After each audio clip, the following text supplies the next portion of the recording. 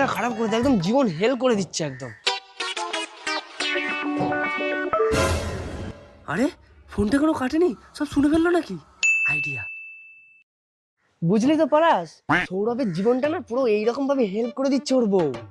আমি আগেই বারণ করেছিলাম এই মেয়েকে বিয়ে করিস না, করলে জীবনটা হেলি হয়ে যাবে। কি আর করা যাবে, ঠিক আছে এলাম রে, তুইও সাবধানে যাস। হ্যাঁ। কি করে?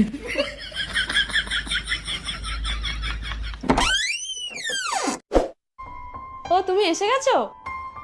বলছি অফিস থেকে একা একা ফিরছিলে? না, এই তো পলাশের সাথে আসছিলাম। ও পলাশের সাথে না? পলাশ,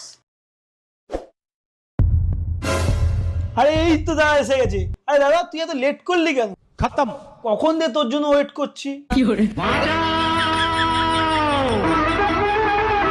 বাঁচাও কে আছো মরেছি।